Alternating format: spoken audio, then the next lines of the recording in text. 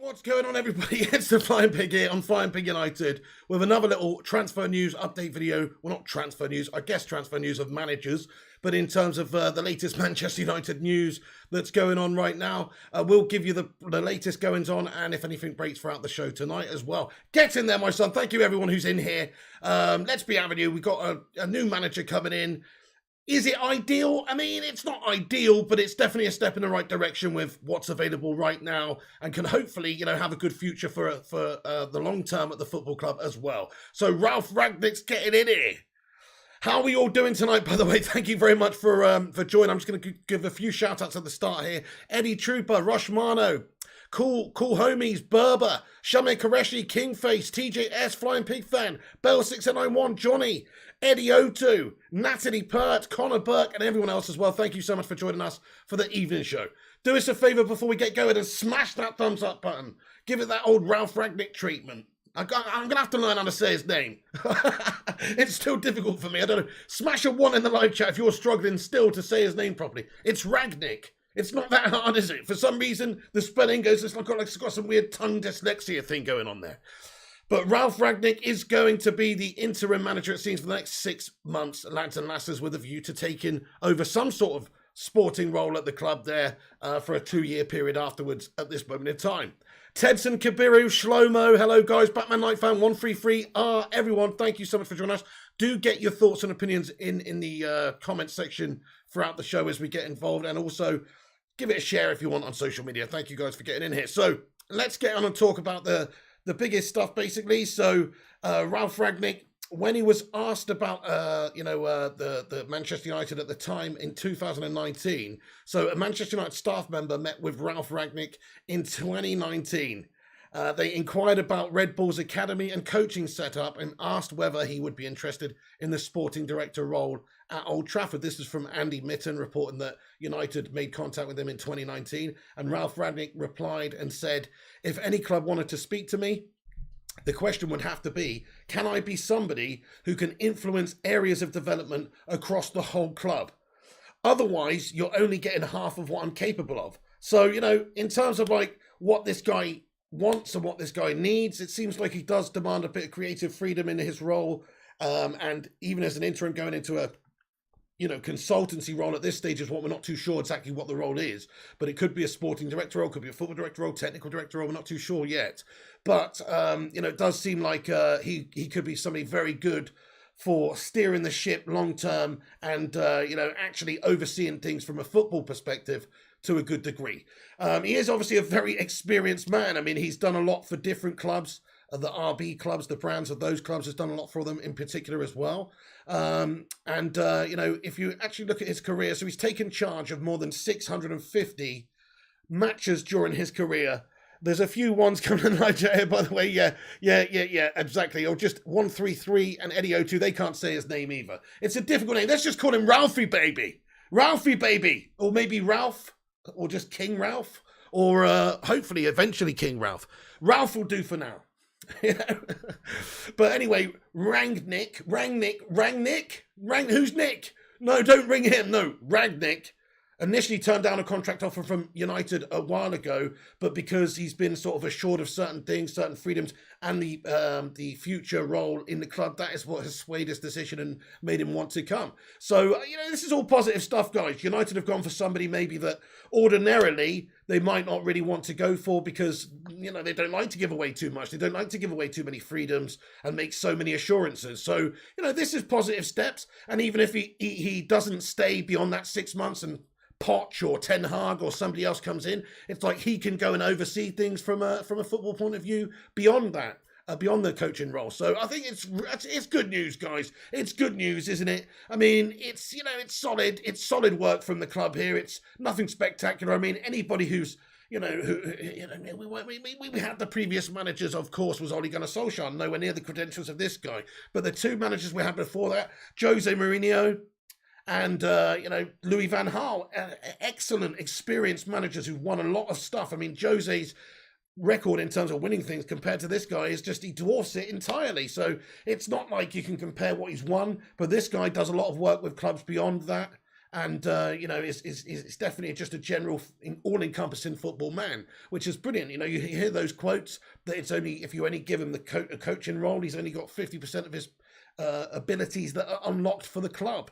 So that's the sort of mentality we've got. Hopefully, he's coming in here with some freedoms, and he'll get the money, he'll get the backing, he'll get the project well behind by the board and everybody. So I think that it's good for the club, lads and lasses. We need to get going in a correct direction. This whole Gegenpress football, whatever you want to call it, ja, darling, Fußball gespielt ist gut, ja? This is what we want to do, guys. We want to play some gut Fußball. That's what we want to play, gut Fußball. And if we can do that, then we'll all be, it'll be sehr gut. And, but if we don't, das ist nicht so gut. What we need to do is play, very good, attractive attacking football. That's the Manchester United way. And if you look at this sort of style, I mean, it's very similar to, people talk about Klopp. I mean, these are the words, some quotes I've got here from the man himself when he's talking about this particular gegenpressing system. He says, well, it's very simple, gegenpressing. It's a very proactive style of football, similar to the way in which Borussia Dortmund and Liverpool have been playing under Klopp. We like to press high with a very intense counter pressure when we have the ball. We do not like any square or back passes. The goalkeeper also should not be the one with the most contact on the ball. In almost every league in every country, the goalkeeper is technically the most limited football player on the pitch. And therefore, we have to make sure that he has the lowest contact with the feet.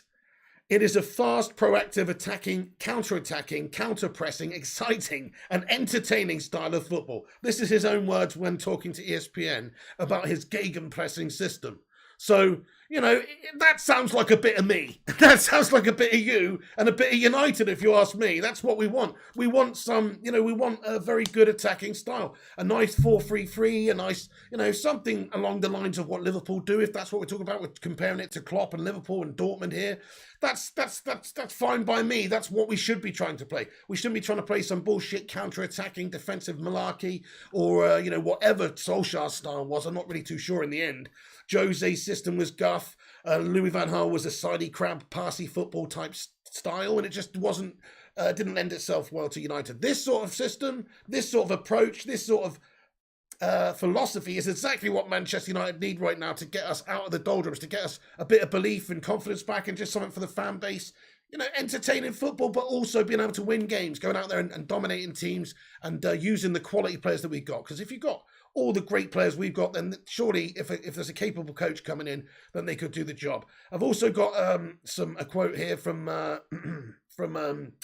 Rangnick in regards to the captain, Harry Maguire. So he was asked before this has happened what he's got to say, and he said, I'm really excited by the prospect of joining Manchester United. The first thing I'll do is strip the captaincy off the forehead guy, Maguire. He's a disgrace to the club and its values. Sorry, guys, we couldn't help ourselves. I just saw it. Football for all. Shout out to that Twitter page, but I wish this was true, guys. It would be the best thing ever, wouldn't it? It would be the best thing ever if this was true.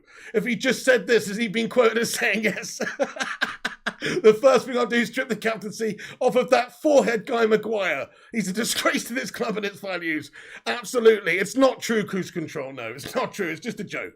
It's just a joke. It's just a joke. But anyway, but basically, yes. I mean, in terms of Slabby Maguire, it just brings up a good point, and that point is that I really hope, he's already going to win me over somewhat if he comes in here and just strips Slabby Maguire of the captaincy, and maybe, his style of football doesn't really lend itself to the slab, but maybe he will turn him into a good player, who knows? But I would like to see him strip him of the captaincy, that's for sure, guys. Smash a 69 in the live chat if you think that Slabby Maguire should be stripped of the captaincy by this man, Ralphie, when he comes into the club. What do you think? Should it be so? I think that he needs to stamp his authority. He needs to say, hey, we're not accepting this sort of level of mediocrity, and give it to somebody who's actually better fit to do the job in somebody like Cristiano Ronaldo, maybe Bruno. Hell, even David De Gea would be a better captain than Slavy Maguire, to be fair, for what he represents and what he does for the side. There's a few 69s coming in the live chat. Thank you so much. Jamil Nasir says he will sell the slab. Hey guys, there's about 90 of you legends in here right now. Thank you so much for joining us. If you're just getting in, hit the thumbs up button on the video, give it a cheeky little like spike, and have your say. We're going to be dipping in and out the chat. Maguire demoted, Defo says Eddie O2, absolutely. So let's get back into the main stuff then. So also it is there's some big sort of news we've got here, which may be true. And that is that Lars Kornetka will be Ralf Rangnick's assistant at Manchester United. So Ralf will be bringing in, hopefully, some coaching staff with him. There's talk of this Lars Kornetka guy who worked with Rangnick at Hoffenheim, Schalke, and his assistant at RB Leipzig, and he then joined him at Lokomotiv Moscow, becoming a management advisor. So I think this is good stuff. I like it when you have little teams together that know each other and they know what they want to do. They know how they go about it. You don't really want him to be coming in trying to get him to have this coaching style, this gegenpressing coaching style, and then get Carrick and Phelan and McKenna to do it, because it's like, well, they haven't learned the gegenpressing system, and it's kind of like, well, then you coach in the coaches. And anyway, so I really think that there needs to be some sort of clear change. I'm not saying you have to get rid of the whole coaching staff, but I do think a couple of the guys that we've got in there should part ways, and he'd be allowed to get himself in some really good assistants, such as this guy. This guy does sound decent. I mean, he's an assistant at Leipzig. Also, I believe he worked with Pep Guardiola when he was at Bayern as this like video analyst person. So he's obviously a credentialed person. He's worked with this guy a few times. This is what's been reported in various different places. Also, Jan-Arne Fjortoft giving us an update in regards to Cristiano Ronaldo here. So obviously, I guess maybe it seems like people are acting like Ronaldo's got like a really big say in this, but apparently, he's been consulted, and Ronaldo said yes. Basically was it like yes to Rangnick, of course to Rangnick. I don't know if he's been consulted anyway, but Ronaldo obviously is interested in playing in that sort of style system and scoring those sorts of goals. The only thing I would say is that because it's a pressing system, well, Ronaldo's getting older, he does press, but maybe with like Cavani, you look at how he does it, maybe I could see that being more of a thing. But Ronaldo, I'm not too sure if he's going to be able to do this high pressing, non-stop pressing type vibe. Let's find out. Certainly a few years ago, it would have been fine, but he's getting on a bit. He's 36 now. I'm not so sure if that's the right ideal manager for Ronaldo personally. But then again, come on, you've got this. If you can get the team playing great around him, Ronaldo's such a finisher. He still can move, he still can run, he still can work. You just might have to play like him, 65 minutes, 60 minutes, get Cavani on for the rest of the game. That's pretty much what's going on there. Okay, I really want to show you this, guys, as well, in regards to Ralfie Rangnick, because it's very impressive what he's overseen. This is just at the RB brand club. So the Salzburg, RB Salzburg in Austria, and of course RB Leipzig in Germany.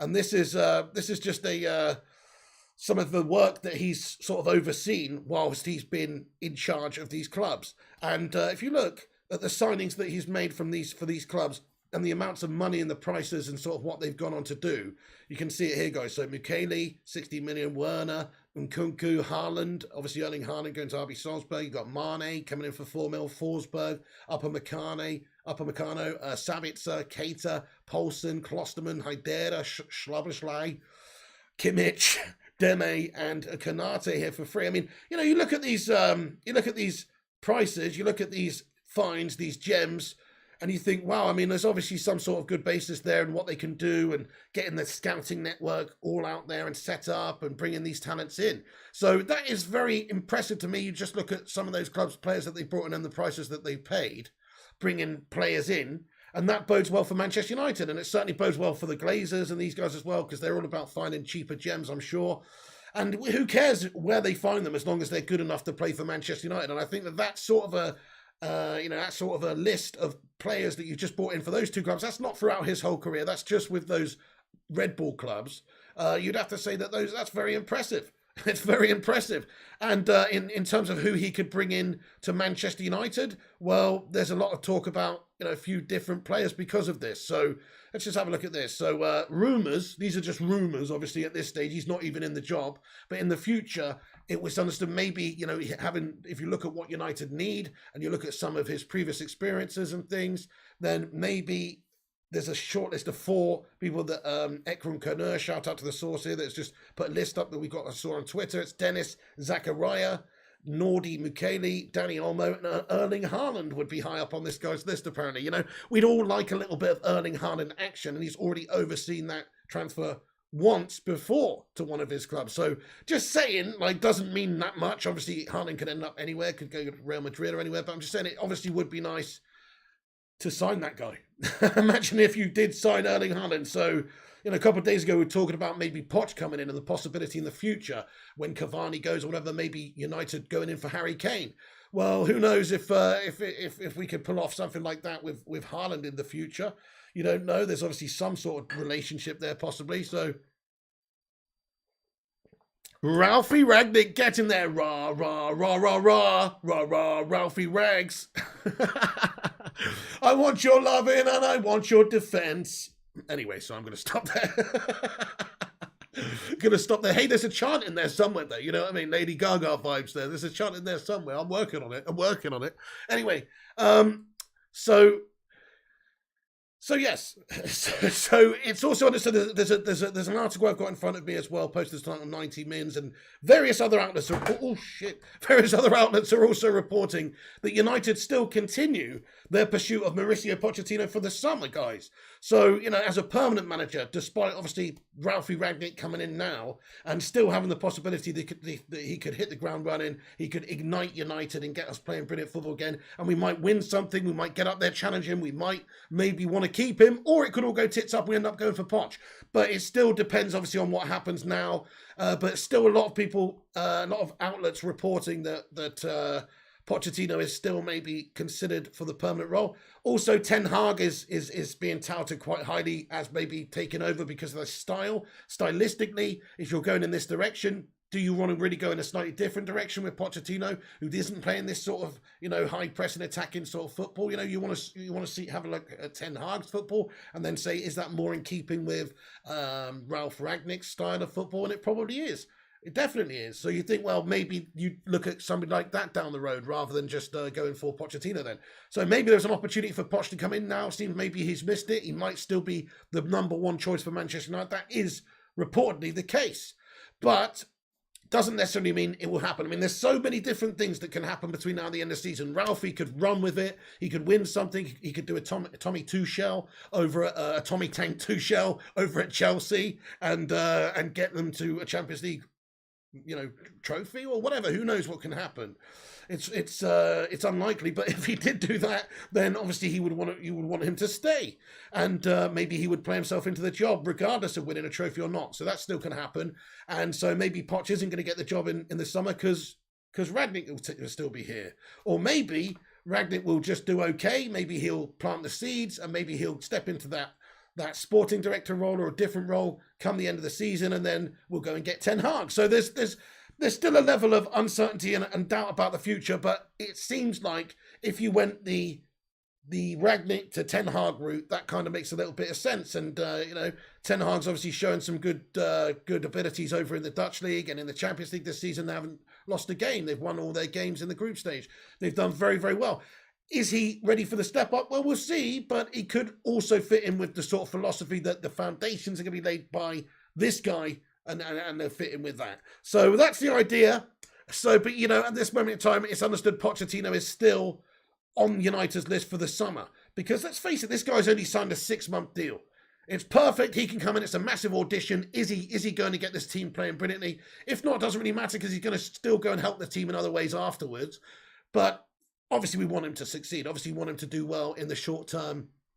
He does have a good CV, guys. I mean, look, it's not a CV that's like Jose's or that's like Louis or that's like, in my opinion, well, maybe more so like Louis, but it's more like it's like a veteran. It's a veteran experience, and also he's like the godfather of this whole Gegenpress system, which, you know, if you want to look at how Liverpool play, you know, and he's obviously maybe ran with it slightly more so even, who knows, but, you know, let's see what this guy can do with Manchester United and the players we've got. If he can get us playing anywhere near that sort of style and anywhere near that sort of level, then we won't want him to go, will we? Because, let's face it, that is an attractive attacking style, and it seems to win games for Liverpool. We've got good enough players, just, you know, equal caliber in a lot of positions there. Yeah, there's a couple of positions lacking, but then again, if you think about what Liverpool have in the midfield with Keita, Henderson and Milner, it's not like those guys are walking into any other team in world football, really. I think that Klopp gets a lot out of them in that system, and, you know, there's obviously character and other things that come into it, but definitely, you know, I feel like we've got a good set of players that he could just come in and work with and soon get us playing a good system. Let's hope so. That's the key word here. We want to have a system, we want to have a style, and we want it to be an attacking style, but we also want it to be a winning style. That is the key. You're no good playing great, beautiful football if you're getting penetrated every single week. You got to be able to get those results and play good style, play good football, and just you know, have that gegenpress. Yeah, darling. No, seriously, it is time to start playing some beautiful football, my friends. I'm really looking forward to the potential of it. I mean, like we discussed, his style and his philosophy is more that we want. It does not guarantee that he's going to be able to get us playing this way soon, or, you know, even that it will be a success in terms of results. Those two things don't always go hand in hand. It depends on a lot of variables. Have we got the players in here right now? Have we got the characters? And can he do it in the short space of time that he's going to come in and have to do it in? I hope that he can, but you know, it's a tough ask for anybody. It is. We've seen great managers like Jose and like Louis lose it at the end and just, you know, have a tough time. It's not the ideal club for managers to come into. There's always a lot of pressure on them, and there's always a little bit of a friction and a little bit of a hindrance caused by the owners that we've got at the club. So because of that, it's a tough job. And it's a tough job for anyone. I still have to be optimistic, though, about him coming in. I still think out of everybody that's available, with Poch not being available and Dan not wanting to come and all the rest of it, I guess, you know, he is the best man to take us at least to the end of the season here. Certainly better than Mr. Mickey C. Michael Carrick, who is a decent man and a great man and a great player for Manchester United. But he's not a great coach by all accounts yet.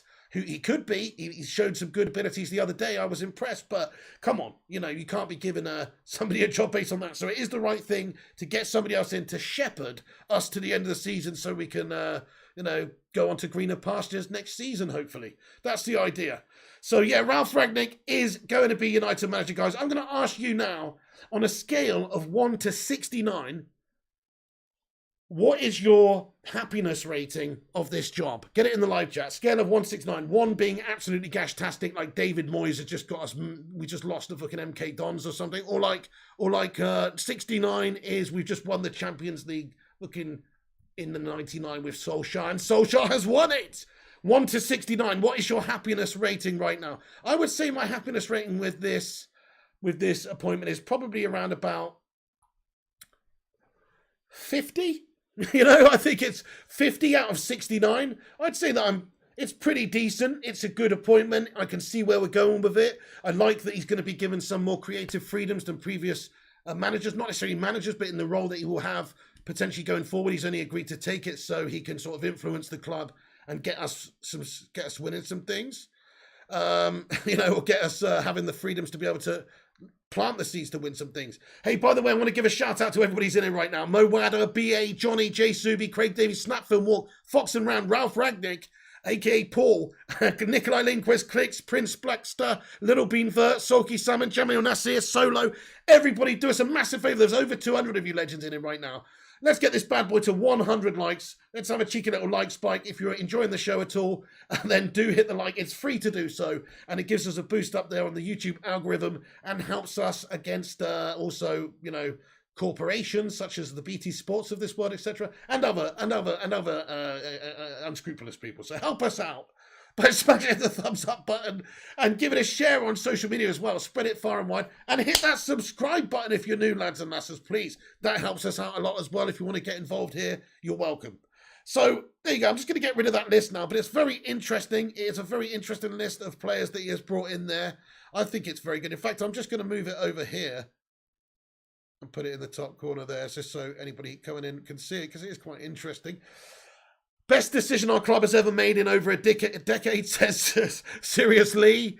Such a huge move for United, says Kay Slater. Yes, Kay Slater 23, great to see you, man. And yes, it is a big move. It is, because it's allowing somebody potentially after he's finished up being a coach to have actual good influence. He's a proper football man. United have just had like wanky bankers in positions of power at United recently. Yeah, you got Sir Alex, you got some football people, but ultimately it's a couple of wanky bankers and who are sort of running things. And it's all well and good having them, you know, run the financial part of things or the commercial aspect, getting in sponsors and, you know, looking over the finances. But in terms of actually improving us on the pitch, recruitment, scouting network, all the rest of it, we should have proper football people in those positions and in those roles. So if he does step into that role afterwards, then that's brilliant, which he is going to, then that's absolutely brilliant for United, because we need more football men, and long may they still come in. Let's get Mr. Edwin van der Sar in as well. You know, this is what I'm saying. You know, why don't we have more football people in the club? It's a shame. So yeah, that would be a positive thing, dudes. Seamus Moore says Pig is right, should have got Zidane or Poch. Well, Seamus Moore, we got a Scouser in the house. What's going on, Seamus?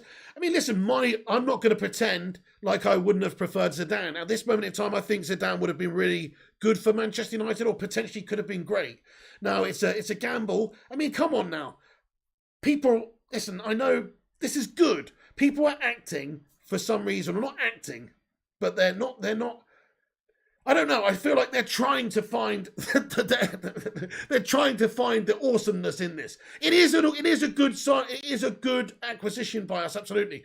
But it's not like getting somebody like a Pepper or Klopp, or you know, or a Zidane, even a Zidane or Jose when we got him. Not now. When we got, you know, it's like those are those big name managers. Ralf Rangnick is not that name manager. You know, he's had success with teams like Schalke and Hannover 96. You know, this is the facts. But he's also overseen a lot of great football development and growing of the brand at the RB brand clubs.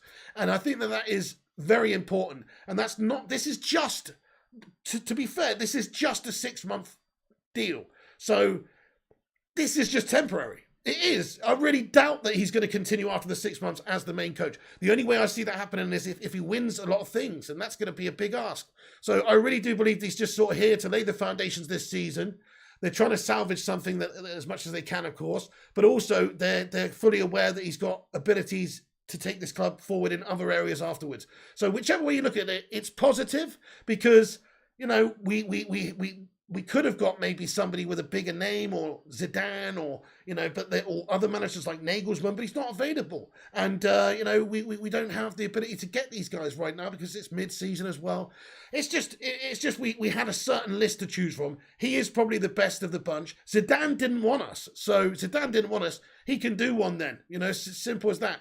If Zidane doesn't want us, then that's fine. We don't want Zidane. It's as simple as that. So in the end, we've done the right thing by getting this guy in.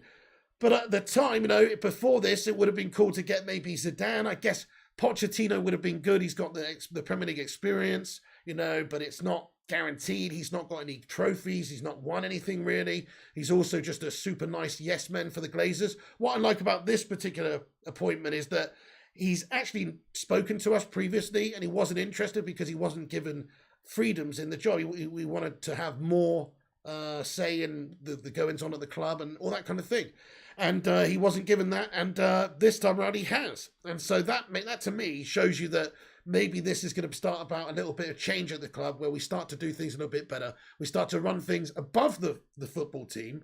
I'm not talking about on the pitch, or, you know, I'm talking about above the football team, and we start to run things a bit better. That is what I like about this appointment.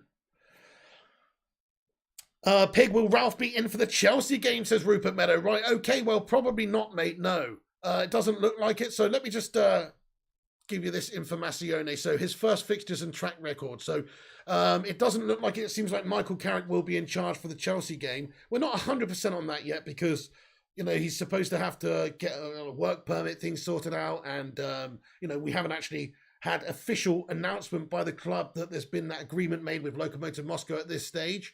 And of course, assistant managers and things like that. If he is going to bring in Lars, what's his name again?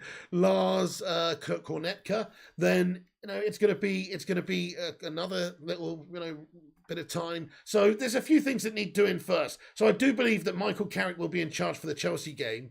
But he won't be in charge. It's going to be Carrick against Sunday. Rangnick will be looking basically to come in against Crystal Palace. We've got Young Boys, Norwich, Brentford, Brighton before the Christmas break, and then we've got Newcastle on December 27th. So let's just give that a rating out of 10 for how good a run that could be when he comes in. So he avoids the Chelsea game, and then he comes in, and then he's literally got these games: Palace, Young Boys, Norwich, Brentford, Brighton, and then Newcastle. That's a 10 out of 10 start for the guy. He couldn't ask for any better, easier games to come in and sort of tinker around and play around and find that style and find those, get the team playing a certain way and bring that confidence back up and all the rest of it whilst picking up results too. Because those are gash teams, and we should definitely pick up the results against those teams. Not that we absolutely guaranteed will, but it's really great run for him to come in. It's a really great run for any manager to come in to have those teams to face, because you're very much the favourite in all of those games. Thank you very much, Rushmano. He says, smash a like for the pig. Yes, we've got 100 likes on the stream. Let's be having you. Where are you? Thank you, everyone, for hitting the thumbs up. If you're just joining us, smash the like button. Nice one, Rushy. Thank you very much, dude. And 250 of you legends in here. Get in there, my son. United have fixtures against Palace, Young Boys, Norwich, Brentford and Brighton before the Christmas break, resuming on the 27th against Newcastle. So Rangnick fared in his first few matches at New Club down the years. So this is quite interesting. So his first game in Reutlingen, he won it 2-1. His first game in Ulm, he drew. First game in Stuttgart, he lost to Bayern Munich. First game at Hanover, he drew. First game at Schalke, he won 4-0. First game at Hoffenheim, he drew. Leipzig, he won against Frankfurt. So, yeah, I mean, he's mostly won his first games. I don't really know what that really indicates. It's just, it's just interesting. But there you go, Rangnick coming in. He's probably got a very easy run when he first comes in. He'd have to pick up almost maximum points in those games, I think, to keep us with any chance of having any sort of title challenge. And even then, it depends on that Chelsea game against against them at Stamford Bridge, because Carrick's still overseeing that one. It's a tough game anyway. And man, if we get drubbed up there, we could be 15 points behind the lead, and that could be too much for anybody at this stage with a third of the season gone. So we've got to get this some sort of result against Chelsea if we can. Maybe a draw would actually be a good result, to be fair, at the Bridge. With how things are and how things have been with Carrick in charge, I'll take a draw all day, because it just stops them gaining ground. They'd still only be 12 points ahead of us then, rather than 15. It's not as bad as, if we lose, obviously. So I take a draw, to be honest, guys. Obviously, we want to try and win the game, but, Chelsea are looking formidable at the moment. They're top of the league for a reason. They're doing really well. I'd take a draw all day in that one. But anyway, and then hopefully after that one, obviously you've got to win, you've got to run. You've got those 5 games we've just discussed. If you win all those 5 games, then you're right back up there, because other teams have got harder fixtures. Other teams will drop points. If you just do what you've got to do against the teams you should be doing it against, we should be smashing up Norwich City, mate. We should be making fucking Coleman's mustard out of them lads. And we should be doing Crystal Palace too, but, shining Vieira's bald head, lad. And although they actually look pretty decent, to be fair. Brentford as well haven't been no pushovers. So, Brighton as well are a good side, let's be fair. They are. So none of these games are gimmies. But they're just all games that United should win on paper. Okay then. So next bit of information that I wanted to discuss is basically, where is this update? Oh, I think I've lost it. Anyway, I'm just going to duck into the live chat for 1 minute. Thank you, everyone who's joining us, by the way, tonight. Let's have a look at your thoughts and opinions about anything we've just been discussing here. Have your say in the live chat. Do get involved, and let's be having you. Oh, shit, we got Arsenal after Chelsea. Oh, I forgot that one. I forgot Arsenal. Why am I forgetting Arsenal? It's because it was obviously just off the top of my page. Totally forgot about Arsenal, yeah. Okay, well, that is a tough game. Okay, well, after that one, then we're on a reasonably easy run. So, that's not too bad. We've got a decent run after Arsenal. So we have got Chelsea. Yeah, fair enough. Big God Bob says, saw an interview with Rangnick. He sounds like a clever mother lover and speaks better English than Harry on the Pepsi. Hey, fair play to you, Big God Bob. Well, yeah, is that one of his Mykonos incidents, is it? Hey there, Dark Queen Gaming. I hope you're doing well. Great to see you in here. Robin Corkman says United need leaders like Roy Keane. What we wouldn't do for another cheeky little bit of Roy action, eh? I'd be throwing punches at these players if I was out there. I wouldn't let them on the coach. They're an absolute disgrace, man. Just for YouTube says, bit harsh on Carrick, 100% win ratio and an unbeaten run. You're so right, just for YouTube, mate. I mean, you know, come on, Carrick in. Toxic says, what type of players does he like, Rangnick? Well, we saw something earlier that said that he has a philosophy, which just two main things. He likes his players, he likes to sign them when they're under 23, and he likes them to be fast, depending on where you're from. These are some of the players that he's signed. These are some of the players that he signed for the RB brand clubs, Salzburg and Leipzig. These are some of the players that he signed. So, you know, he's obviously done some of the prices are very, very favourable as well, like absolute gems. It's just interesting. So, yeah, he likes a pacey player, my friend. He likes an attacking player, and he also just likes, to sign players who are youthful. And Nkunku is a baller, says Chris. Cruise control. Nice one, Dark Queen Gaming. Good to hear. Coda says, I'm afraid of young boys than Arsenal. Well, they did beat us, didn't they, the start of the Champions League campaign. Marek Karolchuk, what's going on, my friend? He says, Poch couldn't control the three up front for PSG. Messi, Mbappe and Neymar, the so-called big egos, yet they were jogging in the game last night. So how will Poch be able to control Ronaldo, Bruno and Pogba? Hey, that's a fair point, my friend. I do think that you've got a good point. I don't think he's been doing fantastic with PSG this season by all accounts. I think they've been struggling to sort of find their system and their style and their groove this season as well under Pochettino, and obviously he came in, he didn't have long last season, but they did not win the league, and that is a big fail. Lille went on to win the league. I mean, PSG with their millions and their players, there's something seriously wrong there. So fair enough. I think Poch is a good coach, though. I think he'll turn it around a little bit at PSG there, but it's a fair point.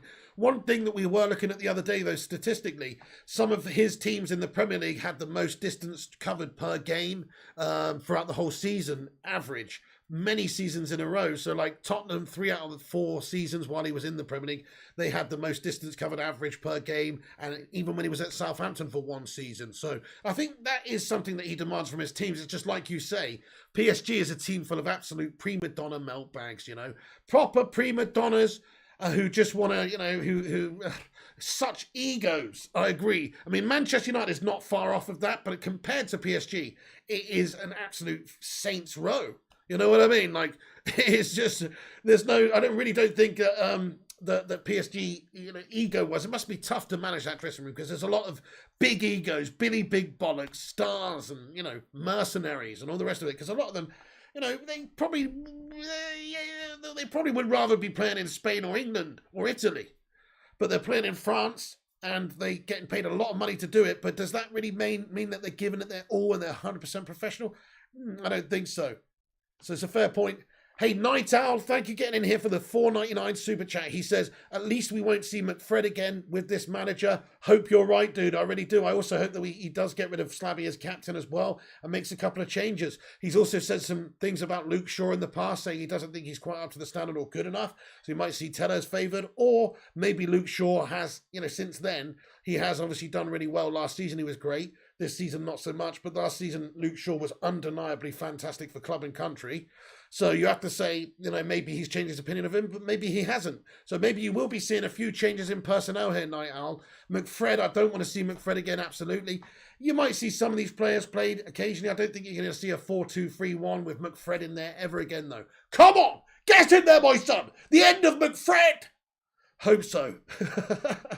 At least if it's, you know, McFred starting in the game, hopefully it'll be a 4-3-3 with some other system or actually be playing good football. But I doubt that he will utilise them that much because I just don't think they're that good. I think he'll make the most of Donny van der Beek at the club, maybe when Paul Pogba's back fit, if he stays, which I don't know if he will.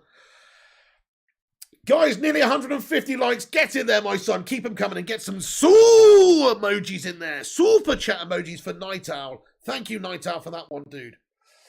Okay, keep your comments coming. I'm going to have a look into some other news articles we've got that's come in recently as well. So have a little cheeky comment in here if you haven't done. It's a bit of a Q&A time. Right then. So, yes, let's have a look. Hang on a second. Where's that gone? Where's the chat? There it is. Any ideas who he would bring in January, says Alex Bodenier. So Alex Bodenier, there's actually a little shortlist that we've got here of a few players that he would supposedly be quite interested in bringing in.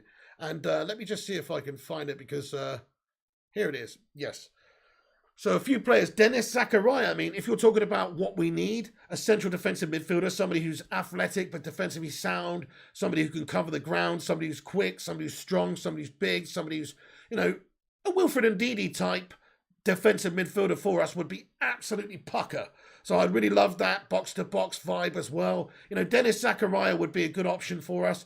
Nordi Mukheli as well is another person who's supposedly, perhaps, this is all just rumours at this stage, guys, let's be honest. These are just people that, we think Ralf Rangnick essentially would be keen on. You've got Dani Olmo as well, Spanish player, and Erling Haaland. I mean, we're not saying Erling Haaland's going to come in January or anything like that. I doubt it.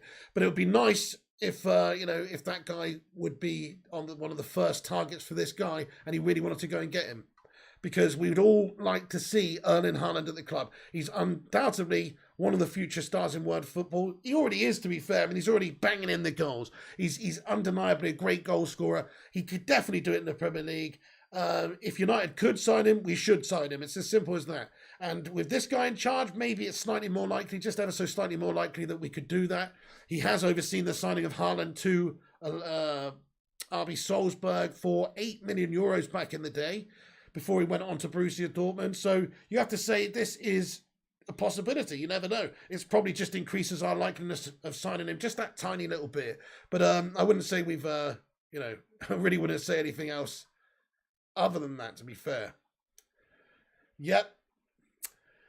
Big God Bob says Ronaldo's still fast. I totally agree. Yeah, he's still a bit of a bullet, isn't he? Rushmano says Rangnick needs a link to the players. I can see Carrick staying. Yeah, I could probably see that as well, actually. Darren Fletcher as well, working in that sort of coaching / technical role there as well. Rushy, I reckon that's a possibility with Carrick too. I think maybe, it's time for McKenna, it's time for Phelan, maybe a changing of the guard here. Great respect to them for what they've done, but Phelan especially. But come on now, let's be honest, it's not been good enough. We need to make a change. He's going to come in with his own staff, some of his own staff, but like you say, it might make a lot of sense to have that link between club and players and the staff and the current setup. So Michael Carrick is the perfect guy to do that, to be fair.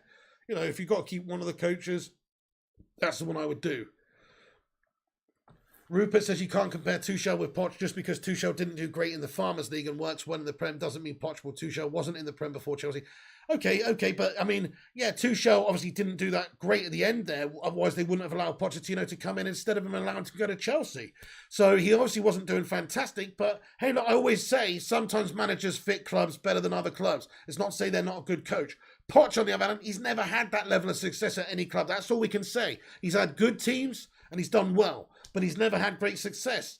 If you look at Tuchel, he's gone in there, he's won the Champions League, now they're top. You've got to say he's had more success already than what Poch has in 5-6 years in the Premier League. So, it doesn't even compare really. It's all about winning things for me. It's about winning things. Story from the Telegraph here. Thank you, Rushmano, for getting in with the latest update. Rangnick, Manchester United's overwhelming choice. This is a latest article at 10:02 p.m. from James Ducker. Latest choice to take over as interim manager after making huge impression during an interview for which he had less than 24 hours to prepare. Deal subject to being released from locomotive contract and work permit. Here we go. Let's have a look at the rest of this then. So yeah, Ralf Rangnick making an overwhelming choice to take over as interim manager. Interesting. Okay, so it's good stuff, guys. Formal completion of a deal is still subject to Lokomotiv Moscow, where Ralf Rangnick is head of sports and development, agreeing to release him from the 3-year contract he signed with the Russian club in July. A work permit being granted. Okay, so there you go then, guys. That is big news. Let's have a look at this. I'm just gonna. Yeah, that's big news, guys. In terms of a work permit being granted, hopefully it could be done. Let's have a look at this. 24 hours to prepare for the interview, and he smashed out of the park. Brilliant. Apparently he was offered the chance as well, we talked about this earlier, to succeed Frank Lampard when he was at Chelsea. And after Chelsea, and he basically said no because he was not keen on the fact of it being a really short-term post. So he was only sort of like 4 months left or something in the season. Obviously, Tuchel ended up getting it and winning the Champions League. But He didn't want that because it was a short-term post. This is obviously a short-term post too, 6 months, but he's got the proviso that he's going into a technical role afterwards. So he's going to have a consultancy position, which will keep him there, for a couple of years afterwards anyway, and try and find a successor as well, help out with all different football aspects. So it actually does help us out in a lot of ways. Fantastic stuff. It's all coming together. I mean, it's to me, like I said earlier on, it's not the most inspiring piece of business from us, but it is. I think it's smart business. I think it makes sense from who's available right now, and I think it should set us in the right direction. But it is sad that this season is potentially still a washout, but you just never know, because look at what Tuchel did at Chelsea last year. You can turn it around. We have got the players. This is United. Come on, United. Let's start getting it together, and you just never know what we could do. We might be able to win something, and even if we don't, hopefully we can start playing attractive attacking football and get back up there challenging. That is the main thing. United need to get back to the United way and stop playing this horrible, whatever we've played over the last post-Fergie years, because whichever manager's come in has struggled to get us playing at any decent style of football, really. I think out of all of them, maybe Solskjaer had at times some good attacking football, but most of the time it just didn't work. Stylistically, it wasn't there, especially this season. And then Mourinho and Louis, and David Moyes and all the rest of it is depressing. It's not really inspiring. It's not an inspiring one for me. But you know what is inspiring about it, Seamus lad, is that in the future he will be overseeing other aspects and he can help us there, because he has got great experience at doing that. Great experience. The agent in the East says, take this all day, mate. If the signals a direction of play style, we are the least attempting to play modern era football with technical athletes. Yes, get in there, the agent in the East. This is it. If we are going to start playing this gegenpress football, then why the hell is it a bad thing? That's what we want to see at United, really. That is the sort of football we should be seeing. Hey, what's going on there, Toxic A2 Nicest Pig? Thoughts on Fred in the gegenpress system? I mean, I actually think he could be utilised. Like, I think Fred, if you don't ask him to do too much and he's got a couple of players next to him, I think he could be a decent player for us. Honestly do. Now, he's always got the right mentality out there. I like that. Only problem is just the passing ability of the guy is not up to the standard that I expect for a United player. But every other part of his game, defensively he's sound. Defensively he's good. It's his passing that usually gets him in trouble. But when winning the ball back, being a terrier, work rate, mentality, all of that I like about Fred. Maybe he could be decent at it. Honestly, maybe he could be decent in that sort of a system. We'll see. He's quick. He's pretty nippy as Fred. Hey, you never know. I do think we need to go out there and sign a proper defensive midfielder. Somebody like a Wilfred Ndidi, somebody like an N'Golo Kante, somebody like a Dennis Zakaria is another player that we just mentioned earlier that you might be interested in. Honey Badger, there's no need for that. Someone here wanted a German coach. I bet they're happy. Yeah, I guess German coaches are good. I don't know what the obsession is with people just wanting a German coach. Joachim Low, Nagelsmann, Klopp. There are some great German coaches, but just because you've got a German coach doesn't mean they're going to be good. Oh, you want Daniel Farke? Yeah. Oh, I just finished at Norwich City. Shall I pack my bags? And yeah, my name is Daniel Farke. I'll take the United job. Yeah. It's not just because they're German doesn't mean they're good.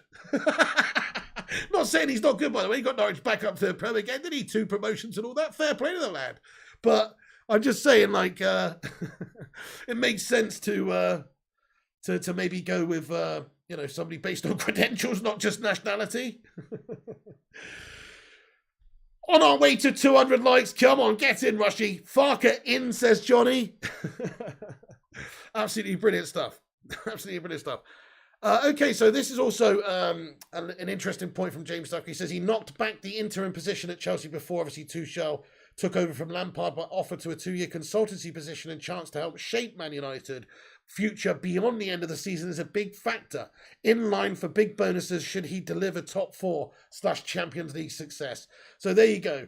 We could be getting somebody new in the window as well, just because if you get a new manager in, you kind of want to give them something to change, to add to their side. So I actually do think that because we've got this man coming in, it's more likely we sign somebody or we do some business in January. I'm not saying we're going to do a lot of business because we've done a lot of business this summer for the Glazers. Absolutely. But I do think that, you might just see a central defensive midfielder come in. Maybe he might even get 1 or 2 out. He's actually being quoted as saying previously, transfer windows are all about having the ability to get rid of fit players and improve them with better players and have a more than 50% success rate of doing that, basically. So, that's it really. You want to get worse players out, get new ones in. You can generate cash. If Jesse Lingard is not part of his plan, which he might even want to keep Jesse with his pressing system, who knows, but just as a backup. But if he's not part of his plan, you can go sell him to West Ham. You could sell Fred, you could sell Lindelof or Maguire back to Leicester City and do a job for Tielemans or something, do a swap for Tielemans, whatever. I'm just saying there's some options to generate money as well if you want to change things. If he really says, you know what, Slabby Maguire's a complete human waste, what is the point of me having him at the club, paying him 180? Leicester City, do you want him for 40 million? They might just go, yeah, we'll have that big slab back, he was decent for us. So, there's some ways that you can generate money to go and sign other players. I think a new manager coming in, it increases our likeliness that we go out there and do some business in January. Whereas if Solskjaer had stayed and been successful, we probably wouldn't have signed anybody in January because the Glazers would have reached their objective. But now we might actually have to go out there and get that midfielder. So in a way, this is great because hopefully we will go out there and sign one player, at least in the window, and get some of the shit out. Because there's still a couple of poor players in the team. Hey, thank you, Drizzy, for subscribing to the channel. Thank you, Anthony Thomas, for subscribing to the channel. And Jay Anderson. Lads and lasses, thank you for subscribing. If you're new, hit the sub like those legends have just done. LA Brit, mate, how you doing? I haven't seen you for a while. You're a legend, mate. What's going on? He says, greetings, Porcine. Glad we have this guy coming. Cool-headed, experienced, a track record of success from the roots up. What we need, as long as he has assurances to work through the infrastructure. Great shout, Ali Brett. It's all about how much freedom he's got. If he's got the freedom that we want him to have, then it will be really, really positive for us. He doesn't seem like he's any sort of a yes man because he's already been approached by other clubs before. And when he didn't have his terms met or, certain assurances made of different roles in the club as well, he wasn't interested. So I think this guy is in it to try and improve things at United. He wants to get stuck into a project and be part of something special. I do like the idea of him going into this consultancy role afterwards because, he's just coming in here to 6 months. That's all it is. It's just 6 months. So he can literally, he can't go wrong. He will have a big bonus as well if he gets top 4 in Champions League football, etc. And maybe does well in the Champions League. James Ducker also went on to say that Rangnick was well acquainted with football director John Murtaugh by the time that they sat down for Monday's interview. Murtaugh had spent time in Germany seeing firsthand the work Rangnick did at RB Leipzig in 2019. There you go. That's obviously where the previous talks came in 2019 when asked about the situation at United and wanted to have more input into behind the scenes things, etc. So yeah, I tell you what though, what position, I'm just going to ask you guys, what position do you think Ralf Rangnick will look to strengthen first in Manchester United's team for his style of play? I don't think he's going to be looking at any of the forwards. Yes, a CDM, but I'm looking at his the defence now. You look at Aaron Wan-Bissaka. Is Aaron Wan-Bissaka the sort of player to play in that system where you need to be sort of bombing forward, creating chances as well? If you look at Alexander-Arnold at Liverpool, is Aaron Wan-Bissaka technically good enough to do that for us? I'm not so sure. He's brilliant defensively. I'm looking at that position going, we could definitely do with another right back really as well if we're going to change how we're going to play a bit here. And I'm also looking at Slabby Maguire, thinking the centre-back position is definitely a massive problem area for us still. So I think centre-back, right back and CDM, but I don't think they'll get any. I think they'll get a CDM in maybe. Yeah, Rushmono says CDM and right back. Left back says Coda. Well, we've got Tellez, we've got Luke Shaw. I know what he said about Luke Shaw previously, though, that he's not a huge fan of Luke Shaw. Basically, is what he said, more or less. In 2019 he said that, or 2020, start of 2020, before Luke Shaw's great season, to be fair. So maybe he will stick with him, maybe he won't. It's a good point, who knows? Could be a new right back coming in, though. I think you're right. Yeah, we have enough players, says Sean Collins. We could definitely do with a midfielder, though. Robin Corkman says yes, midfield. Left back, Drew the Shaw. Short straw, says El Professor.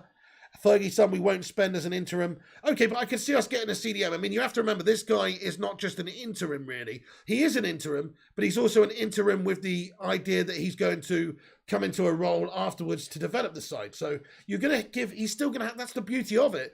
Even if he doesn't do that well, he's still going to he's still there to plant the seeds. He will sign a good player who will probably have a good job in the squad after he's gone, after he's left. That's the idea here. He's part of a bigger picture at United now as well. So I think that is actually a possibility, especially if United can sell one or two players. There are players that are supposed to be leaving soon. There are clubs that are interested in some of our players, such as Jesse Lingard, such as maybe Paul Pogba. I mean, I don't think Pogba's going anywhere. If he goes anywhere, it'll be for free. So it's probably to PSG in the summer so they can cash in. But, we'll have to wait and see what happens, dudes. I'm just going to get into the live chat really quick then, lads and lasses. So that is the latest news. If you're just joining us, Rangnick is more or less imminent. It seems like his assistant, that he's worked with multiple times as well, will be coming in as well, Mr. Lars Kornetka. He worked with him at Hoffenheim, Schalke, and his assistant at RB Leipzig, and he joined him at Lokomotiv Moscow, becoming a management advisor as well. It seems like he may be well coming in the assistant manager role from what we understand at this moment in time. So you could see some of the coaching staff we've currently got sacked off as well.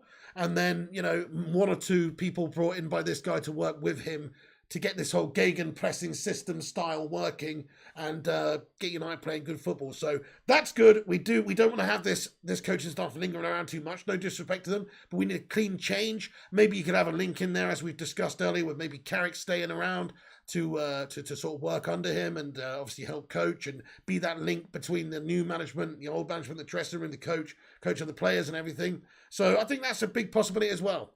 Kornetka coming in. Also, if you missed this, guys, quotes from Ralf Rangnick before the game, really excited before coming in, really excited by the prospect of joining Manchester United. The first thing I'll do is strip the captaincy of the forehead guy, Maguire. He's a disgrace to the club and its values. It's just a joke. It's just a joke. I just wanted to show you again. Some of you are new in here. You didn't see that earlier, but I wish this was true, though. Strip him of the captaincy, lads and lasses. See you later on, Harry Maguire. Honestly, as far as I'm concerned, I would try and sell him. Especially, if you think about what this guy's all about, surely he likes a bit of pace. Slabbing Maguire with that high press and everything. Well, how's he going to get on? He's slow as all hell. So, I would love it if he actually did go out and say something like this. Oh, the big guy says Carrick out. Carrick gets manager sacked, says Fergie's son. Fair enough, but, this is it. We need a link, somebody to link it all up. Maybe not. Maybe you want a clean break. Darren Fletcher's still there as well. Maybe he could do a job. Just for YouTube says, who do you want for CDM pick? I like Kessie. Tonali, my dream CM, but he loves Milan too much.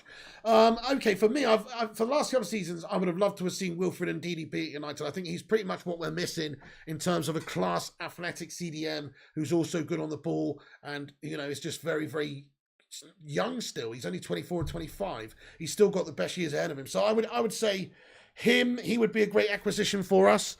Throw the captain overboard, says Malps. Sell Maguire and bring in Koundé. Now you're talking, Brenny Smith. Yes, lad. Now that's a skillful player, Jules Koundé. For a centre-back particularly, he's skillful. Snabby, on the other hand, is a bloody liability. Time to give the captaincy to CR7, comments Yo-Yo. Yes, everyone, get your thoughts and opinions in now. We're going to have a Q&A. There's 256 of you legends in here. Thank you, Haiku, for subscribing to the channel, by the way. Welcome aboard the Bacon Express. Please do keep your arms and legs and all other appendages inside the vehicle at all times. And hang on to your seats, baby, because this one's going to be a screamer. But yes, get your opinions in. Smash the like. Get yourself subscribed. You only need to be subscribed for 1 minute to chat in the live chats to stop trolls and shit like that. So make sure you hit the subscribe, then you can chat. If you're wondering why you can't message, it's probably because you're not subscribed. If you hit the subscribe, then you'll be able to chat in 1 minute's time. That's 60 seconds for any of you who were wondering. So, yes, Busy the Beast, thank you for the Sue emojis. Get in there. You think Matthias de Ligt would be a great signing? Gary Finnegan, fair play, my son. G-Wolf United says, no, keep the slab. He could still come good. Give him second chances, G-Wolf United. Are you serious, G-Wolf? Fair enough. I suppose he could still come good under a new manager. Maybe it's the system. Maybe it was the style and the whole philosophy, the coaching, the system shackling Slabby Maguire. Maybe Slabby Maguire unleashed could be the second coming of Paolo Maldini. Let's have a look. Probably not. I doubt it. I mean, the guy is slow as all hell. You can't teach quickness, can you? So you don't have to be the fastest player to be a great centre-back. You've seen slow centre-backs who are great before, but certainly in Slabby's case, he's not great mentally and he's not great pace-wise. He's kind of just like an average player. For United, anyway. It's good for England. The Saint says, in my opinion, get rid of Pogba. Just been a circus with him in the club. Yeah, the Saint here has. Time to go. 350k a week is what he's paid. That could be used on better players, more consistent players, players who are more fit to wear the shirt and represent us, because week to week he's not a performer. 1 in 5 games he performs. Most of the time it's not a good performance from Paul Pogba. So I agree, get somebody fit to have that consistency in the side, and that's exactly what we need. So I would say he's just taken up a place at United right now. Going to be amazing if he plays for United, says Toxic. 10-ton man says turn him into prime Beckenbauer. Well, we'll see. We'll see. I just still think that he's really not that, really not that good. He's just not that good. That's what it boils down to. The human slab is not up to the standard, my friend. Would he make a good? Would he make a good statue on your patio? Yes. Would he make a good pillar to hold up a wall in a house? Yes. But is he a great centre back for Manchester United? I personally don't think so. Maldini Maguire says Vinicius Jr. Oh, yeah, Pogba's out injured for a good few months. That's right, Fozzie Ozzy. So because of that, signing a new contract's not the most likely right now. And also because of that, the time when he's actually back fit will be beyond January. So like his contract will be up at Manchester United and he's free to agree terms with other teams. So they'll be in a very strong position, Riola and Pogba, if they want to sign a new contract at United. If the United want to put in another offer, it's going to have to be a big one. And if not, then they're going to have to let him go for free and then end up going to PSG. But I'd actually rather that than signing him up to a big contract when he doesn't really deserve it. Honestly, he's been a big flop at United. He was £89 million. At times he's been good, but you can count the level of top quality performances on pretty much one hand throughout his United career. So in my opinion, it wouldn't be no bad thing to see him go on a free. I'm just going to ask you guys in the live chat very quickly then, seeing as it's a popular topic right now. If Pogba's injured, but he might sign a new deal, he also might just leave on a free, go to PSG. We've seen it happen with Wijnaldum and Messi and loads of other players. PSG snagged them because they're not paying fees and they just get the contracts and signing on fees and agent fees boosted right up. So they end up signing players really easily because they can just afford to do it, and they run the contracts out and they sign them on free. What would you rather see? Paul Pogba leave on a free or a new contract for Paul Pogba at Manchester United? Let's say 400 grand a week. He gets a new contract based on not really being that successful at the club, but he is a big name. Maybe the new manager could get something out of him as well. So just comment in the comment section. Free transfer or new contract? Free transfer or new contract? Let me know in the live chat. Leave on a free, says Mr. NLWT. Nice one, my friend. Pogba will go to some other club, gain 100k Instagram likes. Well done, Pogba, says Johnny. Leave for free, says Coda. Pogba on a free, says G-Wolf. Just go, Pogba. Sick of the circus, says Viable Solutions. Contract, says Mason. Get him gone, says El Professor. Pogba out. Not enough, consistent enough. Not committed, abysmal defender. No way Rangnick keeps him, says the agent in the East. Eddie O2 says... Pigo, Pogba had good seasons under Jose's first year and Ollie's first year. Good, okay. Well, I can remember one good season, actually, to be fair. I would say seasons is a bit of a stretch. Leave on a free. I mean, I'm liking this. So with most people, I don't think there's a point doing a poll, actually, because most people here are saying free. Johnny, O'Bizzy, The Saint, sell him in January, says Daniel Bole. Only problem is he's injured, isn't he? So he might be injured for the whole of January and then just leave on a free. Now, that's the only problem, because he is injured. Send him packing with some Lingard beans, says 10-ton man. So this is the thing with Pogba. That's right, Murphy's Law. No player is bigger than the club. And if they're going to bend us over a barrel for a big contract for a player who's underperformed, you can't do it. But, that is this live chat is passionate United fans, mostly. There's obviously some Liverpool scummers in here or whoever just watching, whatever, But most of you guys are passionate United fans. Stick a GGMU in there if you're a Man United fan. So most of you are United fans. You know what you expect from Man United players. And most of you guys have said free transfer. I mean, that's mental. This guy's in his prime. He's 28, 29. He's a World Cup winner. He's cost £89 million. And we'd all sooner rather see him go and somebody else come in to take his place who might be a success, rather than sign him up to a new deal when he doesn't deserve it based on performances. That is a sad indictment of what Pogba's done at this club.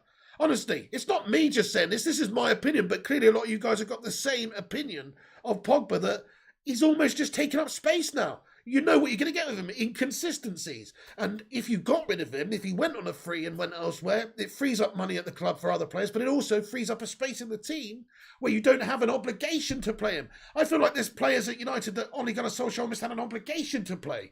You know, he didn't sign Pogba. He's coming down to Jose beforehand. He signed Harry Maguire, but Harry Maguire was we've been working on that for a year before Ole came in. It's almost like preordained. So it's kind of like you've got these players coming in, and then you almost got stuck with them. You almost got an obligation to play them based on their profile, based on their status, based on their price tag, their wages. It's fucking wrong. They should just be played based on actually how good they are. So I hope that the new manager coming in can see that and doesn't bend over backwards to try and sign Paul Pogba up to a new deal, because it's a waste of money in my opinion. We could do better elsewhere, and I wanted Pogba to work out, but he's been here a long time, and inconsistencies are the only... You know what? The only thing consistent about Paul Pogba is that he is inconsistent. That is the only consistent thing about him, is that he's inconsistent. That's about it. Sad SM, thank you so much for subscribing to the channel, and Angus Ison as well, and Eric Schreshfer, and your boy Alan as well. Welcome aboard the Bacon Express this evening, guys. We're getting in raw. We're going in there raw, lads and lasses. That's it. I'm telling you how I feel. You know, I've had enough. We need change. We need to get rid of the deadwood. There's a couple of people, the human fridge, and also Pogba. Thank you, Toxic says, get the likes up. Hey, Ellie, how you doing? She says, yo, Bacon Brigade. What's going on, Ellie? Hope you're good tonight. How are you doing? Marek Karolchuk says, let him go on a free to Real Madrid and see how poor he really is and get booed by the Real Madrid fans. Oh, Pogba's hairstyles aren't even consistent, says El Professor. Absolutely. Man, oh man. SAS sold Yap in his prime to prove no player is bigger than the club. Spot on. Great point, actually, Steve-O. I mean, how can we have Pogba bending us over a barrel? We're Manchester fucking United, right? Sir Alex Ferguson, hey, Yap Stam, what's that you got to say about us in your book, mate? Even though you're pretty much the best fucking centre-back in the world right now. See you later on, son. You're out. David Beckham, what's that getting a bit bitty big bollocks, focusing on the style and the Spice Girl and the sarong on the beach? You're fucking out, mate. Doesn't matter who you are, sir. You're out. Roy Keane, absolute legend of this football club, giving it the big un, doing a little interview on MUTV. Oh, you're out, son. You know, that's it. That's the mentality you should have as Manchester United manager. You need to be able to command that. No player is bigger than the club. Hashtag Slabby out. Hashtag Pogba out. That's how we roll. Mike, thank you very much for the $7.99 super chat, man, my friend. He says, in an Aussie way, he says, "G'day, pig. Ex-Spurs player and pundit Van der Vaart has labelled Maguire as no better than defenders in the Amateur Dutch League." Ouch, but true. Oh, Rafael van der Vaart, I saw a little interview from that. Maybe it was that one where he's like, I cannot believe he cost 90 million euros. This is, when I saw this, I was like, this guy, we played against him, and we thought he was the worst player on the pitch, you know, and he cost 90 million? This is crazy. You know, it's like, fair play, he's right as well. He's fucking right.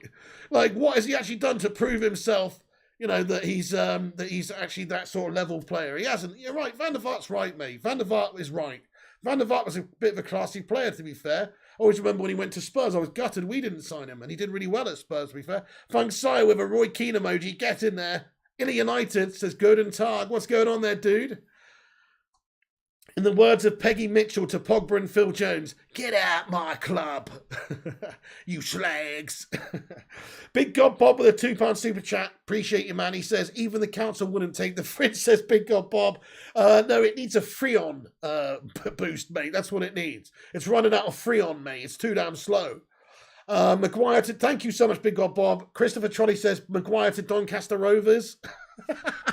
It's about the level. Whole city, mate. Back to the Tigers. Anyway, Toxic says, our pundit's honest, the manager not just backing him because of playing with him and he's a mate.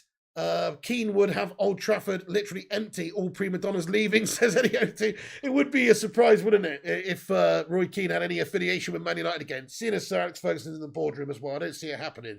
But I actually just think in a way, you need someone like that. Like, it would be great if they just were like 3-0 down in a game against Liverpool and just randomly, like you see it in these American movies, randomly, the door just bursts open. It's fucking Roy Keane. He's like, I'm going to be throwing punches at you, grabbing Fred, like, Fred, what are you doing? Just going, just giving them that motivation that they need. I would love to see it, to be fair. I would love to see that. Charlie Kemp, yes, there is going to be a stream tonight, mate. We're doing a FIFA stream tonight around about 11:30ish. So get yourself involved later if you're a night owl. We're not going to go too late, just in case there's some news sort of tomorrow, early morning, etc. But we are going to do a FIFA stream this evening at about 11:30 p.m. Get involved. Poisonous Nut, thank you, sir. Hull said they don't want him back, says Berber. Mate, it's probably true. I mean, do you think Leicester would have him back? Because there's a couple of players at Leicester that United could really do with. And he is a bargaining chip. He was good at Leicester. Hey, he's good for England, guys. He is good for England. You know what? Slaven Maguire's a good defender. He's just, for some reason, not capable of doing it to a consistent level for Manchester United. And he bottle jobs it all the time. Let's be honest, he's been awful this season. You can say the system might be a problem, but I'm talking about watching him as an individual defender, watching him make these stupid individual mistakes, like getting sent off the other day in that game. That's not a coaching thing. That's just him being an individual meltbag. So yeah, it's not based on coaching a lot of this stuff. It's just based on him being a bad defender some of the time and making a lot of errors and misjudging the situation. And the Cake Cadet with a £2 super chat says, Bruno out. That's how I roll. The Cake Cadet, fair enough. Well, okay, what? So, just like Mr. Michael Carrick. I see what you're saying, just like Carrick. Thank you, Cake. Let's get some cake emojis in there. Hey, Man United Hodge lad, thank you so much for joining us tonight. Again, he says, have you heard of the rumours of the slab getting put back on the shelves where he belongs at the supermarket, says Man United Hodge? Surely B&Q, no? Surely, I don't know, mate, too many supermarkets that sell concrete slabs of paving slabs, you know what I mean? Like, you have to take him back to B&Q, to be fair, Man United Hodge lad. Or maybe, what do you guys call it over in Australia? I don't know, fucking, I don't know. But, I'm saying, what is the name of your, hardware outlet, big chain over in Australia? Oh, forget it. Anyway, what are you on about, Kingface? I don't even really know what that means. We got 218 likes, have we, Rushmano? That is absolutely sensational. Thank you, everyone, for smashing the like button. I appreciate you. If you're just joining, hey, it's on the verge of being maybe a week's time just after the Chelsea game of the announcement of the new manager coming in. So, or official announcement. We might have an official announcement of the club and a date of when this guy will be coming in soon. Also, we know Carrick's going to be overseeing the Chelsea game as well. It looks like he's going to be bringing in his own assistant manager as well, which is also positive stuff. But at the moment, 6-month interim role with 2 years as a football consultant, it seems, of some description. Rio Ferdinand is your defender. Hell yeah, Batman.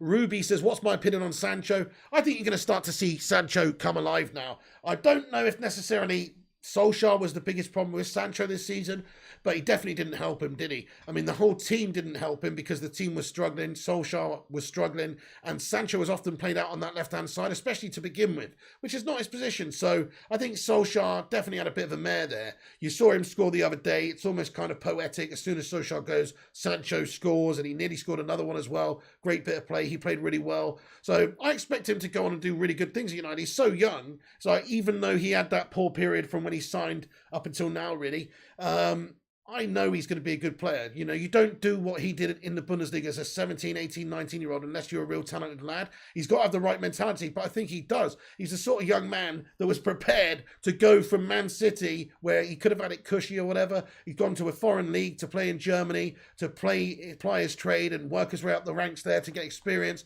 and know he's going to get some game time at a good club and actually work as a pro to get better and better by the day. So I think he's the right mentality. I think if he learns from the likes of Cristiano Ronaldo and Cavani and these guys at our club, he's going to go on to be one of the best players in the world. I actually do think of that about Sancho. Same with Mason Greenwood and Rashford. These guys are still so young. If they can emulate the players that we've got next to them, you know, they don't have to emulate players from afar. You've got Ronaldo, you've got Cavani, you've got these guys at the club. Do what they've done and run with it. You know, get to training an hour before. leave an hour later. You know, let's see, let's look at let's emulate the legend that are that are at the club. K Wars, mate, thank you very much, K Wars, for getting in and having your say. Also says happy Thanksgiving from the US. Bigger. Oh shit, you know what? Let's get a hashtag happy Thanksgiving in the live chat to all the Americans out there. I completely forgot to say that. I meant to say that earlier as well. Happy Thanksgiving, Yanks. Let's go. Come on. Let's be having you. Happy Thanksgiving, dudes. No, honestly, hope you have a great day, everybody. Enjoy the holidays. Happy holidays. Happy, Thanksgiving. K Wars says, happy Thanksgiving from the US, Piggo. Thankful for this channel. Helped me through some tough times, mate. Cheers and GGMU. Man, thank you so much, K Wars. I'm so pleased to hear that this channel helps you in some way. It is a community vibe around here, you know. We like to look out for each other. We give everybody a voice. Sometimes it is quite difficult. There's obviously hundreds of people watching right now, but we try to get through comments and as many people's opinions as possible. So that's what this channel's about. Different fans' football opinions and giving everyone a platform to discuss it. So thank you, K-Wars, for that, lad. I appreciate it. Let's get some love hearts in there. Some souls. Yes, Sajad Anwar, we are approaching 50,000 subscribers. That reminds me, guys, if it's your first time here, do us the honor of smashing that subscribe button. It's free. It's down there. It says subscribe. It's the red one. Smash that. It literally takes a second. It doesn't cost you a thing. You might as well. And you'll probably want to come back and find out all the latest news and stuff as it's going on. We also do watch-alongs on this channel for every single United game. And reactions, cover all the transfer latest. No bullshit, no clickbait, just complete fan content, lads and lads. So get yourselves involved. Smash the subscribe, click the like, and all the rest. Makato says, good evening, Pig. Good to hear your voices returning. It is. I'm starting to get back to normality, aren't I? G-Wolf United says, gobble, gobble, gobble. Absolutely happy Thanksgiving, dudes. Hashtag Joe Biden, says Mr. NLT. Oh, F Joe Biden. I see what you did there. Apparently, they want to keep the current coaching staff working alongside with Rangnick, says the Kane. Well, we've got a report that maybe his assistant that he's worked at a few different clubs with will be coming with him. But it would actually make sense for him to keep maybe one or two of the other coaching staff just as that link for the time being, maybe. Thank you, Rushmano. Thank you, Mikato. Thank you, everyone, for getting in here. Batman Knight fan as well. Leon says, so any FIFA? Yes, a little bit later on, about 11:30, my friend. I'm going to stick on here for about another 5 or 10 minutes, then 5 minutes or so. Get your opinions in. Have your say. This is your chance to do it. Ian Dawn says, your Roy Keane impression is turning more Nigerian, says Ian Dawn. I'd be throwing punches at these players if I was on their team. I would let them on the coach. They're an absolute disgrace and a nonsense. Absolute nonsense. Are you sure? Pig, did you hear Ollie gave his 7 million to charity, apparently? I mean, I did hear that. I don't know if it's true. I would find it very hard to believe if it is true. But even if he's just given a bit to charity or whatever it may be, you know, he doesn't have to do that, obviously, because, you know, but if he's done that, then he's a fucking legend. You know what I'm saying? If he's actually done that and that's actually true, I mean, that just goes to show you the legend of the man. I mean, it wouldn't surprise me. It wouldn't surprise me. He's done things like that in the past before, by the way.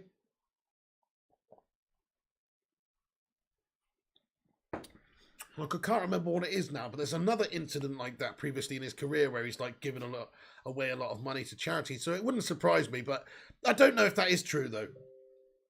Let me have a look. Oh, interesting. Thank you very much for another update here, Mr. Rushy. Let's have a look at this. Oh, it's gone. Oh, here we go. We got another one here. Okay, so yes, quite interesting. So Marca reporting that Pogba would love to join Real Madrid, but the club has some doubts about it. Riola is not easy to deal with, and some people at the club think Pogba would block Camavinga and Valverde. Interesting. So yeah, there is going to be a lot of speculation about Pogba over the next couple of months as well, guys. You know, PSG, Real Madrid, couple of clubs sniffing around him. So very good possibility you see Pogba leaving the club at some point, maybe in the summer. Hopefully he's fit in January so you can sell him in January. That's what I would hope. I mean, he might be fit in January. I heard he was out for about 3 months, and that's a couple of weeks ago. So he might be fitting towards the end of January where you can maybe sell him. But if not, you're going to get stuck with him and he's going to leave on a free. He could sign contract terms elsewhere and go in the summer. It'd kind of be awful.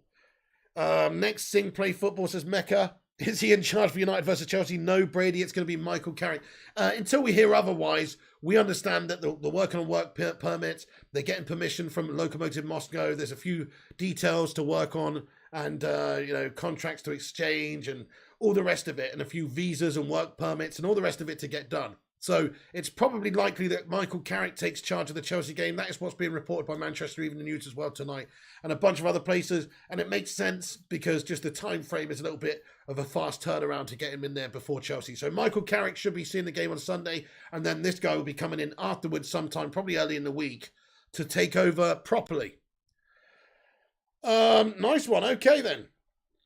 Right then, let's get back into the chat for a few minutes. Can play centre-back. Hey, what's going on, Tactician Tom? My brother in the house.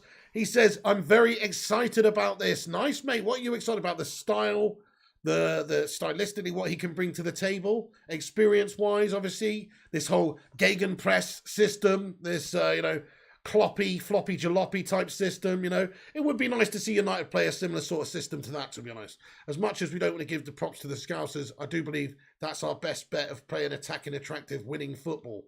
Fung Sire says, hi, Tom. Yes, let's get a love heart in there. In fact, let's get a, what should we get in there for my brother? Let's get an ear emoji in the live chat. Let's get an ear. I'm just checking. The Kane says, as soon as Fabrizio tweet, here we go. Everything will be fine, says the Kane. Ryan says, who needs a manager who can win trophies when we can hire someone who has a style of play and can press? I look forward to finishing 8th, but pressing on Ryan. I don't think that's going to happen. I think we're going to do better than that. He could take this set of players better than that. Look, there's no guarantees. Like I've said, we've had good managers come in previously since Sir Alex has gone, and they've struggled as well. But I do expect us to play an attacking style towards the end of the season. He might not come in overnight and get us playing amazing, but give him a few games. I think that the run of games that we've got, bar that Arsenal game after Chelsea, of course, a really great run of games for him to come in and do this. Thank you for the ear emojis, everyone in the live chat. Appreciate you. Brady Smith says we lose to Chelsea and then go unbeaten for 10 games under Rangnick, says Brady Smith. Could happen. We got a favourable run as soon as he comes in. Better than Brenda, says Robin Corkmans. Poma says Russian football news, says Ralf Rangnick in Manchester, already in the city. I mean, he's in England, says Poma. Fair enough. I mean, I'm not too sure about that, but sounds interesting. I mean, they're definitely doing a lot of stuff behind the scenes as well to try and get this done soon. Is that true, is it? The Eagle has landed. Oh, hang on a second. Interesting. If that's true, then that's good. Hopefully it'll get done sooner rather than later. But I don't know if that's 100%. I'll have to wait confirmation on that one. So here we go. We've got another bit of information coming in here from the Telegraph, which says, enter the original hair gegenpressing, more away from the big brand coaching names of Van Gaal, Mourinho to something different. Ralf Rangnick's arrival reflects the director of football-led process. Nice. Absolutely. This is good stuff. This is good stuff, lads. So I'm liking what I'm seeing in regards to this, and the positive style and the change and everything is what we need right now. We could definitely do this. We got 253 likes, Eddie O2. Come on. Thank you, Eddie, for the update, you legend. Let's go. 250 in the house. Come on. Marek Karolchuk says, one thing for sure, there won't be any more player power at Manchester United. Rangnick will command respect to the highest. Either you play for him and do what he tells you, or you're out the door. Steve, yes, that's a good point, Marek. Let's go with that as well. That's what we need to get back to. We need to get back to the Fergie style of management. My way or the highway. No player is bigger than the club. Too many prima donnas in there. Too many nice guy managers as well. Mr. Solskjaer. And, as much as he is a nice guy, and he probably did benefit a lot of the players. People like Pogba have just had free reign to do whatever they want, man. Nobody's working hard enough for each other. It's a bit of a shit show. Do I think we can win the Prem, says Mary? No. Technically we can. We've got a good enough squad to do it, but it's just a big ask. If we lose to Chelsea with Carrick in charge at the weekend, we're 15 points behind first. I think my prediction at the start of the season was second anyway. I think that it was always going to be hard with Liverpool and Chelsea and Man City back at it this season as well. It's obviously going to be difficult to win it, but still, we'll see how we get on. We've got to hope that this guy comes in and actually is a success, because we're all talking about it almost like he's already guaranteed to make this team play good stuff. It's actually not a guarantee. It depends on a lot of factors. This is a huge Goliath of a club that's struggled for years, and we've had a shadow hanging over us. Now, can we just instantly get rid of that and turn the corner like Chelsea did last year and get to some success? Possibly. But also, it might take a bit of time, guys. It might also not go too well for the manager. Who knows? I expect him to come in with the run that he's got and be able to work on so many good things in those games, because they're quite easy games. If he wins all of those games, then, and learns a lot from it, and we start to see that football taking shape, then that's going to see us good for the rest of the season. But he's actually, that period of games, those winnable games, that's make or break for our season right there. If he doesn't win those games, if it's more of the same because there's a hangover from the previous management or whatever, or the team's just still, there's a work in progress. If he can't get like maximum points out of those few games we've discussed when he's first coming in, then, when our season's pretty much going to be done for in terms of the league. So he's definitely got to get it performing. He's got to. It's not an easy task. It's honestly not an easy task for anybody to go from what we were playing, what we were doing to what we're expecting now. It's tough. So a lot of people are expecting it to be a success guaranteed. I'm not so sure. I want to see it first. I want to see the proof in the pudding. The proof will be in the pudding for me, guys. By the way, thank you for subscribing, Dan Whalen. Appreciate you for hitting that subscribe, Dan. Get in there, Dan Whalen. Welcome aboard. Ian Dawn says, why people talking about Kimmich like he's going to leave Bayern? That's a fair point, Ian Dawn. I don't see him leaving Bayern either. There's a few players linked, though. Zachariah I could see coming. It doesn't depend on Ralf. It depends on the players if they perform under him, because let's face it, we didn't really play under Solskjaer. This season we didn't, Brady. No, that's fair. 10 years of pain because we're so far behind, says Fred Elliott. What's going on, Fred Elliott? A legend has entered the chat, mate. Fred Elliott from Corrie. Nice. Old school. I say, what's that you say? I say, I can see it 10 years of pain because we're so far behind, says Fred Elliott. I see what you did there. We got a German source now. Thank you very much, Rushmano, for some more information here. Confirming that Ralf Rangnick will join Manchester United. Here we go. What's this? Yes, German source translate. Hold on a second. Let me translate this. English. Excellent. Okay, so yes, a few different German outlets are reporting that Ralf Rangnick is set to take over as well. An agreement has not yet been reached, but the talks are well advanced. There has also been positive so far, 63-year-old. Yeah, so, I mean, this is it. This is it, guys. The Athletic, obviously, the first report earlier, fair play to them. They sort of broke the news. And, yes, I mean, an absolutely sensational, came out of nowhere really today. I know, well, actually, no. I mean, this morning, obviously, there's murmurs of it and stuff, but it's basically just very quickly that they've done it at the end because there was all this Pochettino talk. I guess that was exhausted and they couldn't get an agreement in place there, so they had to move on and they just got Rangnick in, giving him those assurances that he wanted, and the rest is history.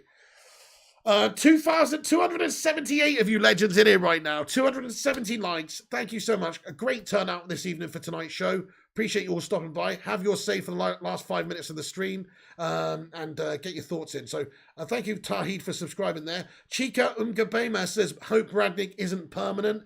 He isn't permanent. He's just coming in for 6 months, yeah. And then after that, he's going into a football development role or a consultancy role afterwards for a couple of seasons as well. We got a Lingard update as well, guys, tonight here. James Ducker says, I suspect there's a good chance we're going to see a lot more of Jesse Lingard going forward. Contract talks had collapsed, but I can see Rangnick making good use of him. Be interested to see how that one develops. That's exactly what I said earlier, isn't it? I said with Jesse Lingard, he might be somebody that's sold in Jan, but I said Rangnick might actually be interested in Jesse, because what is Jesse? Jesse's assets are he's quick, he's a good presser, and in that sort of system, as a backup at the very least, he might actually be utilised by Rangnick. So that is a fair point from James Ducker there. I agree with that one, that, Jesse Lingard might be favoured by Rangnick, and in that system, if we can get it working well, I don't see why Jesse couldn't be utilised and do well in that system. Lewis Sturris says Klopp won 4 trophies in 2 seasons with Liverpool. Oh, okay. But what did he win before that, lad? He won a couple of things, didn't he? No, actually, no. He was always considered the man to get the finals, always a prize, but never a bride. Jay Gill with a £2 super chat, lad. Thank you so much for getting in here with a £2 super chat. He says, you playing FIFA today, Piggy Bro? I am, my friend. We'll be back on here a bit later now. Probably, to be fair, I've gone on a little bit longer in this stream because it's such a great stream with you legends getting all your thoughts in. I'm going to stick around for a few minutes here. We'll be back on about 11:45 with the FIFA, guys. It's going to have to be the way. It's going to have to be the way. Jay Gill, thank you so much for the super chat, lad. Get in there. You'd piss yourself if this news didn't happen, says Sean. Imagine that, Sean, because you've made up a really great point there. There's still an outside chance, I suppose, that Lokomotiv Moscow just don't really want this to happen. It's only a few months ago that they've signed him up to basically a 3-year contract or a 3-year deal within his current role. So you factor that in, you think, wow, just maybe Lokomotiv Moscow want to play hardball. You think that they're not really going to stand in the way. They want to part amicably, and you think that they would get compensated in some way by Manchester United for this as well. So, I mean, maybe they will be fine with it, and it'll probably get done very quickly. But I guess there's a tiny chance that they don't let him leave, but I would very much doubt that they will. You know, if he wants to go, and he's already, you know, it's almost untenable for him to stay in this situation. But what I did say is Russia is a little bit different, you know, than the UK in terms of how things are done. And, you know, they really are. Johnny says, Rangnick is on the path to creating and sealing his legacy. It's an interim appointment with guarantee of building foundations. Ten Hag coming in the summer. Hashtag match made in heaven. Get in there, Johnny. That's a good shout. And I think you're right. I think if you look at who could take over from him with the foundations being laid by Mr. Rangnick, then Ten Hag makes a lot more sense than Pochettino going forward. Great point. And he's doing really well at Ajax. So, you know, perfect shout. We're trying to build a project here, a long-term vision, attacking football. Hey, that's the Man United way, baby. That's the Man United way. Drew Who says, where are you? Let's be having you. From Russia with Nick says, Rushmano, Lingard, Pogba out. Get in there, Batman Night fan, fair play. He might keep Lingard, though, honestly. I think he would rate Lingard, like I was saying earlier. The First Family, what's going on, The First Family? Says, hello, mate. First time I've caught you live. Loving the content. Thank you, The First Family. Shout out to The First Family, all of them. Hey, get in there, my son. Thank you for that. Ten Hag's better than Poch, says Robin Corkmaz. Yeah, maybe. I mean, the Premier League experience does count for something. Poch's Spurs team was good. He didn't have much money. He built a good team. Got the best out of, you know, basically developing people like Slabby Kane and, Son Heung-min. And that team was good. And they got to the Champions League final. It did implode. But it was a good side where he didn't spend much money. He's clearly a good coach. Poch is a good coach. I just don't think he's a great coach, and he's not proven to win anything or have that mentality or have that track record of being able to win you titles. That can't be argued, really. So, yeah, Ten Hag, on the other hand, you know, he's done well in Europe with Ajax previously as well. He's doing well this season. He's obviously won stuff over in the Eredivisie. It's not the same level of competition. It's a big step up. I mean, they're quite similar in terms of who I think should be the job, who should get the job. But based on what direction we're going in now, it does make a little bit more sense to go with Ten Hag as the successor in the summer. I'll get a poll up in the live chat, actually, guys. So, let's just say he doesn't stay beyond the 6 months. So, did I ask this earlier? I can't actually remember if I did or not. But let's go permanent manager after Ralf. Do you want Poch or Ten Hag? Those seem to be the two that we're mainly talking about right now. So I'm just going to ask the community. 286 of you in here. Have a vote in the poll. It's going to pop up in the live chat in a second. Permanent manager after Ralf. So would you rather see Poch or would you rather see Ten Hag? I personally think if you're looking at the philosophy of what we're trying to go forward with, you know, that attacking style, it's more in keeping with what Mr. Ten Hag is doing. So it does kind of make sense to go with that vision and have a proper change away from this sort of, you know, counter-attacking guff style and, what we've been doing the last 6-7 years. It'd be nice to go with a gegenpress style, you know, forward-thinking, attacking, counter-pressing system and get at teams and beat them well and play with a 4-3-3 and just be a filthy outfit. That's what we want. So, yeah, Ten Hag makes a bit more sense there as well. There you go. And he's winning the early poll vote. Nice. Vutinator, what's going on, lads? Says, Inner, you a happy man? German incoming. Yeah, Inner United, you must be loving this, dude. You got your German manager. Yes, Chris Hartland, there's going to be a stream later, mate. Absolutely. Choosing between Poch and Ten Hag is like choosing between which bollock you want to be kicked in, says Ryan. I mean, it's a little bit harsh, mate. I think it's a little bit harsh, but I see what you're doing. What's up there, Tyron Pillay? How you doing, Tyron? Thanks for joining us, mate. The Kane says Poch. Hey, Nature meets City TV. He comments and says, Ten Hag is more technical than Poch. Luan France. Hey, Luan, thank you so much for getting in here with a £5 super chat or a $5 super chat. Thank you so much, Luan. Hey, guys, let's get a super chat emoji in there for Luan France. Thank you so much for the $5. No comment to go with it, just pure vibes. Thank you so much, Luan France. Really appreciate that one. Absolute legend. Get in there. Is Ralf bringing his coaching staff with him, says the First Family? So, yes, reports at the moment, we don't know for a fact yet, but reports that Lars Kornetka will be coming with him, who worked with him at Hoffenheim, Schalke, and as his assistant at RB Leipzig. He then joined him at Lokomotiv Moscow, where he's at now, becoming a management advisor. So there's talk of him coming in as his assistant and sort of go-to advisor, etc. So at this moment in time, that is what is being discussed.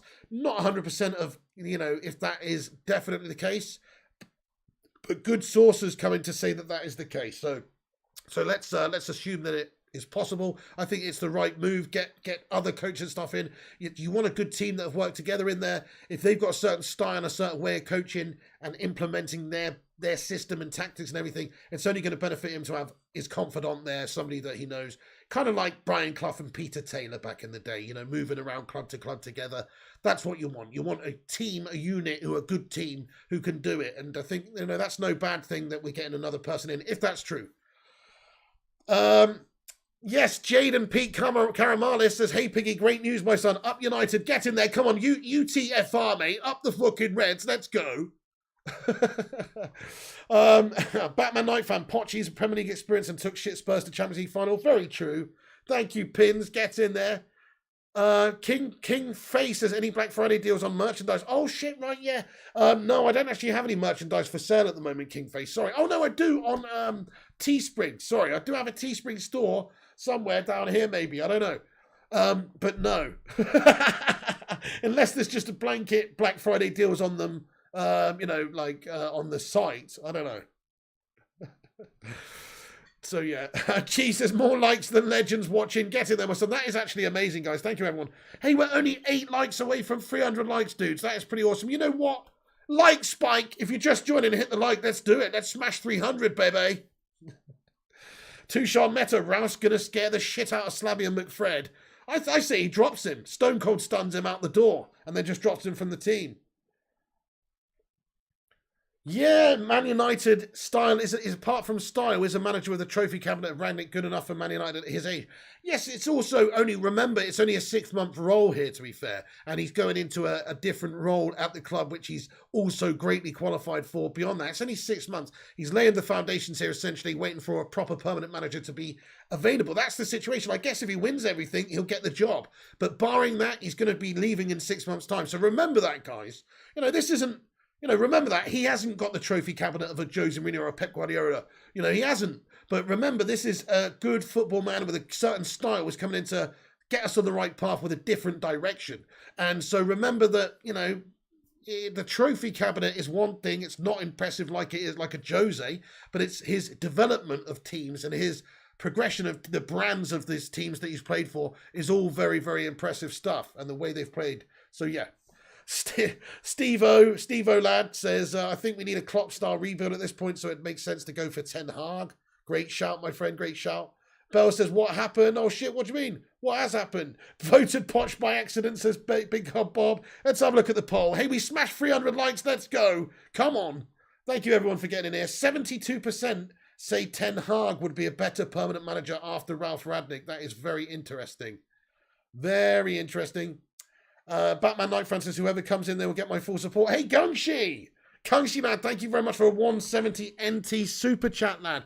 Come on, let's go. Mr. Gungshi says, hey, Pig and Bacon Brigade got up for a slash and noticed you're live. I'm off back to sleep now. Love to the Hamada. Hey, come on, Gungshi Leone. Let's get a soo in there for Gungshi. I really appreciate you, Gungers. What an absolute star. Really appreciate you, Gungshi Leone, lad. Yes, get yourself off back to bed, lad. Empty the bladder, and the Hamada will catch up with you tomorrow, sir. Thank you, Gungshi, so much for that, dude. Yeah, have a great sleep. Really appreciate you stopping in just while you go for the toilet break, lad. Come on. Hope you're doing well, bud. And Zayn Miyasi getting in here with a $44.99 super chat. That's installment 2, in case you were wondering. That's installment 2, lads and lasses. No, he says, Pig, I just saw Rocky 4 at the cinema. We will do United at the Emirates. What Rocky did to Ivan Drago. Eye of the Tiger. Zayn Miyasi, Rocky 4 at the cinema. Is that currently being played? What is it, like 30-year anniversary or something? Why the fuck are they playing Rocky 4 at the cinema, mate? It's 2021. Are you serious? Fair enough, though. Great movie, my friend. Absolutely. There's no easy way out. There's no shortcut home. Great film, Zayn Miyasi. Fair enough. Okay then. Hearts on fire. Wrong. No, anyway. Listen, you've got a strong desire, Zamiasi, and your heart's on fire. But ultimately, you know, you don't have the eye of the tiger, mate, and you're going to get knocked out, lad. That's what's going to happen, Zamiasi. So don't worry about it. You know, you are Apollo Creed in Rocky 4, mate. You know what I'm saying? Like, you're on about Rocky 4, you're saying you're Rocky and we're Ivan Drago. No, mate. No. You're Apollo Creed. We're Rocky and you're Apollo Creed. What happens to Apollo Creed at the start? He gets knocked the fuck out, you know, by somebody coming from Russia. Just saying, he gets knocked the fuck out by somebody coming from Russia. Hey, those are the facts. You're Apollo Creed, Zamiasi.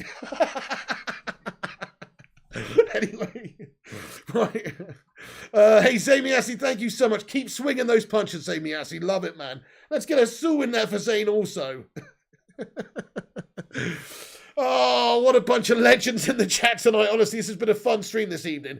Very fun stream indeed. Zane has so much money he can buy Arsenal, says Toxic 8209. I'm starting to think he's Stan Kroenke. Jake Pormore likes his big god Bob.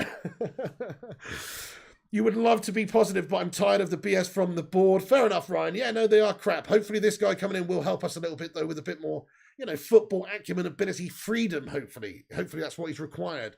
Ralf is going to gegenpress those Bambinos at the Emirates Banter Stadium. Come on, Eddie O2, that's what I like to hear.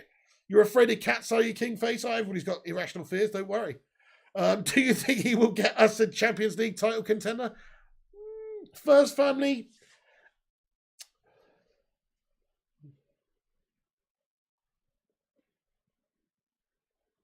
Maybe. I don't know. I mean, maybe. Maybe. I mean, it's tough, isn't it? It's tough. We don't need a permanent manager. We have a counter-attacking king. He's only got 6 months to work. Like, he's got to turn it around. Tuchel did it for Chelsea. It's possible. We've got a great side, but it's always going to be difficult with those other teams. You know, Pep Guardiola's City are not going anywhere. Liverpool not going anywhere. Chelsea are not going anywhere. They're all going for it too, and they're all better than us at the moment and further ahead of us. So you can't get away from that. It's going to be difficult from where we are to challenge for the title, but we could. Paul Burgess, thank you, Paul Burgess, for a £2 super sticker of a cat moving around with the love hearts, mate. Thank you so much. Let's get a love heart in there for Paul Burgess. I appreciate you, dude. Thank you for the super sticker. Stevie Johnson as well, absolute legends. We got 325 likes on the stream now, guys. Get in there. Let's smash 350 then. But you know what? We're going to have to pretty much wrap this up now. I've got a FIFA stream later coming on the channel. So if you want to talk more United, if you want to get in here later on, make sure you come by and hang out with us. We're going to be doing a FIFA stream late into the night. So come by, stop, hang out, maybe 45 minutes time. I'll get that stream going now. So come and join us later on. But we are going to wrap this video up, though. Thank you, everyone who's got in here. If I haven't responded to you, sorry. I try to respond to as many people as I can. But if you want to come back after this video is finished, please do and comment in the not live comment section. I'll try to respond to you there also. Get involved in the not live comments. Smash the thumbs up on the video before you go. Hit the subscribe if you're new around here. Click that little bell icon as well so you get a notification when we post and go live. Smash it like your name was Quasimodo. Esmeralda, the bells.